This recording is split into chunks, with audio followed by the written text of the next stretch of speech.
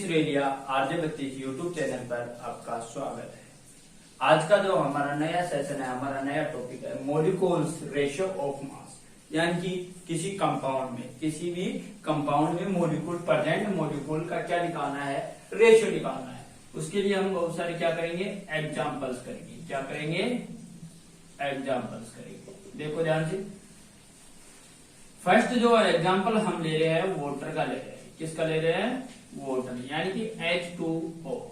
क्या है chemical formula water का? क्या है? H2O। यहां से हम पहले एटॉमिक मास के एटॉमिक नंबर द्वारा किसी भी एलिमेंट्स का एटॉमिक मास निकालेंगे, फिर उनका हम क्या निकालेंगे, रेशियो निकालेंगे। क्या निकालेंगे? रेशियो निकालेंगे। देखो यहाँ पर प्रेजेंट है हाइड्रोजन के मॉलिक्यूल 2 है और ऑक्सीजन का 1 है। हाइड्रोजन का निकालते हैं पहले। हाइड्रोजन का एटॉमिक नंबर होता है 1। एटॉमिक नंबर ऑफ हाइड्रोजन कितना होता है? 1 होता है। नंबर 1 पे आता है तो इसका इलेक्ट्रॉन नंबर, प्रोटॉन नंबर एवं इसकी वैलेंसी क्या होती है? 1 होती है। तो इसका एटॉमिक मास भी क्या होगा? 1 होगा। अब यहां पर देखो हाइड्रोजन के कितने हैं? 2। हाइड्रोजन के कितने हैं? 2 है। तो इसको 2 हाइड्रोजन के लिए मल्टीप्लाई किससे करेंगे? 2 से करेंगे। तो 2 हाइड्रोजन के लिए इसका मास आ जाएगा, कितना आ जाएगा? 2 आ जाएगा। कितना आ जाएगा?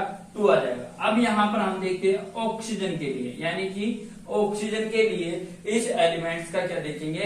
इलेक्ट्रॉनिक मास देखेंगे। पहले क्या देखेंगे? इसका एटॉमिक मास देखेंगे, फिर हम निकालेंगे क्या, इस कंपोनेंट यानी कि इस मॉलिक्यूल का क्या निकालेंगे, रेशियो ऑफ मास निकालेंगे। तो देखो ऑक्सीजन के लिए एटॉमिक नंबर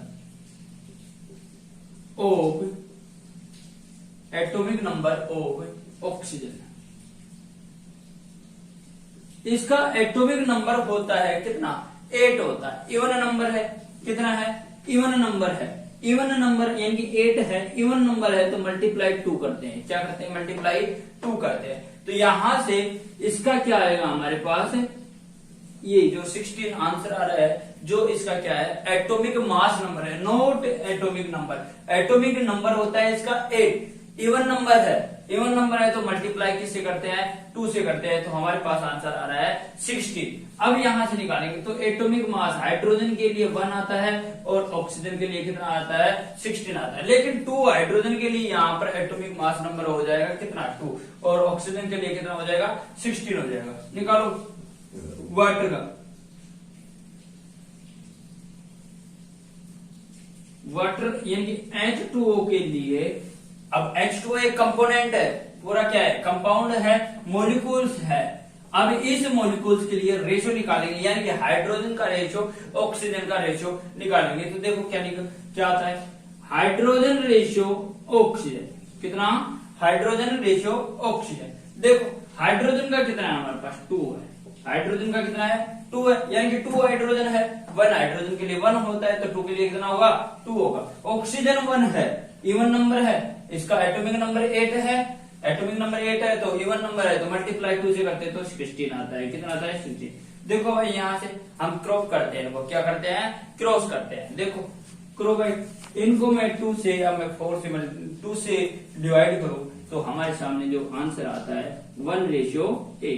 तो हमारे लिए वाटर मॉलिक्यूल के लिए जो रेशियो आता है हाइड्रोजन और ऑक्सीजन का, जो आता है 1:8। क्या आता है? 1:8। इस कंपाउंड के लिए यानी कि वाटर के लिए, वाटर मॉलिक्यूल के लिए जो रेशियो ऑफ मास है वो आता है हमारे पास 1:8 आता है। क्या आता है? 1:8 आता है। अगला जो हमारा एग्जाम्पल रहेगा क्या रहेगा? CO2। क्या रहेगा? CO2 यानी कि carbon dioxide. Carbon dioxide molecule के लिए रेशियो ऑफ मास देखते हैं तो हमारे पास क्या आता है? कार्बन और ऑक्सीजन आता है। कार्बन यानी कि हम पहले निकालेंगे एटॉमिक नंबर की सहायता से कार्बन का मास, फिर ऑक्सीजन का मास। तो कार्बन का जो होता है एटॉमिक नंबर होता है 6। कितना होता है? 6 होता है। और जब 6 इवन नंबर है 6 तो मल्टीप्लाई 2 से करते हैं तो हमारे पास कितना आता है? 12 आता है। कितना आता है? 12 आता है। अब देखो भाई ऑक्सीजन का, ऑक्सीजन भी एक इवन नंबर है, 8 नंबर पे आता है, प्रेडिक्टेबल में 8 नंबर पे आता है। तो मैं बात करूं यहां से 8 को मल्टीप्लाई करेंगे 2 से तो कितना आएगा? 16 आएगा। लेकिन यहां पर CO2 में ऑक्सीजन के मॉलिक्यूल कितने हैं? 2 है। तो इसको मल्टीप्लाई किससे करेंगे? 2 से करेंगे तो हमारे सामने आता है 32 आता है। 32 आता है। देखो अब निकालेंगे कार्बन के लिए, यानी कि जो CO2 है, CO2 हमारे सामने जो कार्बन और ऑक्सीजन का जो मास है, एटॉमिक मास है वो आ चुका है। 2 के लिए कितना होता है?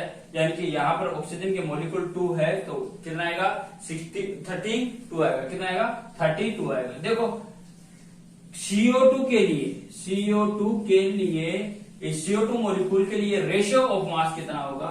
यानी कि carbon ratio oxygen, carbon ratio oxygen है तो 12 रेशियो 32। क्रॉस करते हैं या क्रॉस करते हैं, इनको किससे करेंगे? 4 से करेंगे तो हमारे सामने जो आंसर आ रहा है 3:8 आ रहा है। कितना आ रहा है? 3:8 आ रहा है। यहाँ पर CO2 यानी कि कार्बन डाइऑक्साइड मॉलिक्यूल के लिए रेशियो ऑफ मास होगा 3:8 होगा। क्या होगा? 3:8 होगा। अगला जो हमारा अगला एग्जांपल है वो है CH4। क्या है? CH4 रहेगा। क्या रहेगा? CH4 क्या होता है? मेथेन। क्या होता है? CH4 मेथेन होता है। अब मेथेन कंपाउंड के लिए, मेथेन मॉलिक्यूल के लिए रेशियो ऑफ क्या देखेंगे? मास देखेंगे। पहले कार्बन का देखेंगे एटॉमिक नंबर की सहायता से, इसके एटॉमिक मास कितना होता है। फिर हाइड्रोजन का देखेंगे। यहां पर देखो भाई कार्बन का जो नंबर 6 है, इवन नंबर पे आता है प्रेडिक्टेबल में, तो इसका एटॉमिक नंबर कितना हो गया है? 6 हो गया है। इवन नंबर है, मल्टीप्लाई 2 से करते हैं तो इसका मास नंबर आता है हमारे सामने कितना आता है? 12 आता है। कितना आता है? 12 आता है। लेकिन यहां पर CH4 यानी कि 4 में कितना आएगा? CH हाइड्रोजन का एटॉमिक मास नंबर है, एटॉमिक नंबर 1 होता है, इसका इलेक्ट्रॉन नंबर 1 होता है, प्रोटॉन नंबर 1 होता है, तो इसका एटॉमिक नंबर भी कितना होगा? 1 होगा। लेकिन हमारे पास हाइड्रोजन के कितने मॉलिक्यूल है? 4 है। तो मल्टीप्लाई किससे करेंगे? 4 से करेंगे। तो आंसर कितना आ रहा है? 4। तो 4 हाइड्रोजन के लिए एटॉमिक मास आता है हमारे लिए 4। अब यहां पर हम निकाल के देखते हैं कि CH4 मेथेन कंपोनेंट या मेथेन मॉलिक्यूल के लिए रेशियो ऑफ ए मास। तो निकालो भाई हाइड्रोजन रेशियो कार्बन है, हाइड्रोजन रेशियो कार्बन। देखो हाइड्रोजन के कितने हैं? 4 है। रेशियो कार्बन के कितने हैं? 12 है। 4 से यदि मैं क्रॉस करूं तो 1:3। तो मेथेन के लिए, मेथेन कंपाउंड के लिए, मेथेन मॉलिक्यूल के लिए रेशियो ऑफ मास रहेगा वो कितना रहेगा? 1:3 रहेगा। कितना रहेगा? 1:3 रहेगा। अब इसके बाद जो मॉलिक्यूल आता है हमारे पास आता है NH3 यानी कि अमोनिया। अमोनिया का केमिकल फॉर्मूला होता है NH3। NH3 के लिए मॉलिक्यूल, ये मॉलिक्यूल है NH3, इसके लिए रेशियो ऑफ क्या देखेंगे? मास देखेंगे। नाइट्रोजन, पहले नाइट्रोजन के बारे में देखते हैं कि नाइट्रोजन का एटॉमिक नंबर देंगे। एटॉमिक नंबर से हमें पता चलेगा एटॉमिक मास पता चलेगा, और उससे फिर क्या होगा? हाइड्रोजन का निकालेंगे। हाइड्रोजन का निकालने के बाद में हम इस कंप्लीट मॉलिक्यूल का क्या निकालेंगे? रेशियो निकालेंगे, यानी कि अनुपात निकालेंगे। देखो भाई नाइट्रोजन 7 नंबर पे आता है। कितने पे आता है? 7 पे। ओड नंबर है, लेकिन हम ये फॉलो किसको करता है बेटा? किसको करता है? इवन नंबर को करता है। तो 7 को मल्टीप्लाई किया जाता है कितने से? 2 से। तो हमारे सामने कितना आता है? 14 आता है। कितना आता है? 14। तो नाइट्रोजन के लिए एटॉमिक मास हो गया है कितना? 14 हो गया है। अब हाइड्रोजन के बारे में देखो। हाइड्रोजन का एक होता है, जनरली हमने पहले भी बताया था 1 होता है।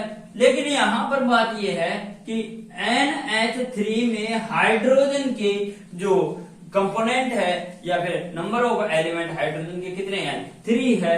तो मल्टीप्लाई 3 से किया जाता है तो हमारे सामने जो हाइड्रोजन के कितने आते हैं? 3 आते हैं। तो अब यहां से हम निकालेंगे कि NH3 कंपाउंड या मोलिक्यूल के लिए रेशियो ऑफ मास निकालेंगे। देखो 3 रेशियो यानी कि हाइड्रोजन रेशियो नाइट्रोजन, तो हमारे सामने कितना आ रहा है 3। हाइड्रोजन का कितना है 3 है, 3 हाइड्रोजन के लिए 3 होगा, और नाइट्रोजन का हमने टोटल कितना निकाला था मास 14 निकाला था। कितना निकाला था 14 निकाला था। तो इस मोलिक्यूल कंपाउंड के लिए जो रेशियो ऑफ मास है वो क्या होगा 3:14 होगा। क्या होगा 3:14 होगा। इसके बाद में हम अगला जो एग्जांपल देखते हैं वो हमारे पास आता है कार्बन मोनोऑक्साइड। क्या आता है कार्बन मोनोऑक्साइड यानी कि CO। क्या आता है CO, कार्बन मोनोऑक्साइड। अब इसमें क्या करेंगे वही एटॉमिक नंबर द्वारा हर एलिमेंट्स का यानी कि कार्बन और ऑक्सीजन एलिमेंट्स का क्या निकालेंगे एटॉमिक मास निकालेंगे, फिर उसका क्या निकालेंगे कंप्लीट कंपाउंड का यानी कि मैं बात करूं कंप्लीट मॉलिक्यूल का रेशियो ऑफ मास निकालेंगे। कार्बन पीरियोडिक टेबल में 6 नंबर पे आता है, इवन नंबर है, मल्टीप्लाई 2 से करते हैं तो इसका मास नंबर आता है 12 है। कितना आता है 12 आता है। ऑक्सीजन की बात करूं तो ऑक्सीजन 8 नंबर पे आता है, इवन नंबर है, एटॉमिक नंबर कितना है इसका 8 है, इवन नंबर है तो मल्टीप्लाई किससे किया जाता है 2 से किया जाता है, तो 8 × 2 16। कितना हो गया 16। अब यहां से देखो, अब इसके लिए कार्बन और ऑक्सीजन मॉलिक्यूल का क्या निकालना है रेशियो निकालना है, जिससे कि इस कंप्लीट मॉलिक्यूल का क्या आ जाएगा हमारे पास रेशियो ऑफ मास आ जाएगा। लो CO के लिए रेशियो ऑफ मास निकालते हैं, तो कार्बन रेशियो ऑक्सीजन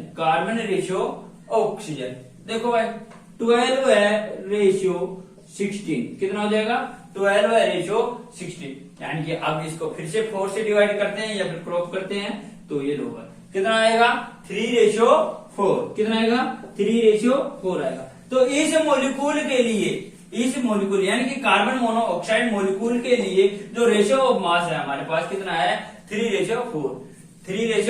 ऐसे सिंपल वीडियो देखने के लिए हमारे चैनल को सब्सक्राइब करें और वीडियो को शेयर करें, लाइक करें।